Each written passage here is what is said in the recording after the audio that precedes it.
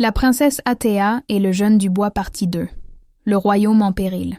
Quelques années après leur mariage, le royaume de Velmora rayonnait de paix et de prospérité. Sous le règne d'Altéa et Éliane, les pauvres avaient des terres, les enfants allaient à l'école et la justice régnait. Mais dans l'ombre, un danger ancien se réveillait. Au nord, au-delà des montagnes noires, vivait un peuple que l'on croyait disparu, les Dev vouloirs. Ces êtres mystérieux n'étaient ni tout à fait humains, ni tout à fait monstres. Ils se nourrissaient de la peur, de la souffrance et du chaos. Pendant des siècles, ils s'étaient terrés dans les ruines oubliées, jusqu'au jour où ils décidèrent de reconquérir la lumière. Un matin, des villageois disparurent, des champs furent brûlés, les sources se tarirent. La terre ne donnait plus rien. Les enfants pleurèrent de faim, et les anciens disaient « Les Dev sont revenus ». Altéa, enceinte de leur premier enfant, sentit une angoisse profonde. Éliane, bien qu'inquiet pour elle, rassembla une armée d'hommes et de femmes courageux. « Je ne fuirai pas. Ce royaume, c'est notre foyer. Je le défendrai jusqu'à mon dernier souffle. » Mais le combat n'était pas qu'un combat physique. Les Dev vouloirs étaient rusés. Ils murmuraient à l'esprit des faibles, les poussant à la trahison, semant la division parmi les soldats.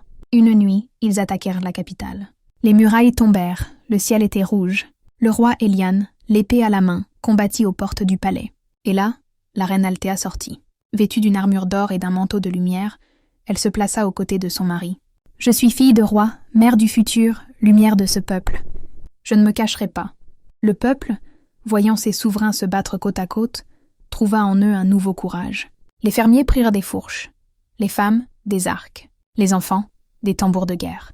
C'était tout un peuple qui se levait pour sa liberté. Et dans une ultime bataille, dans la vallée des vents, Altéa affronta la chef des Dev, Morvat la faucheuse.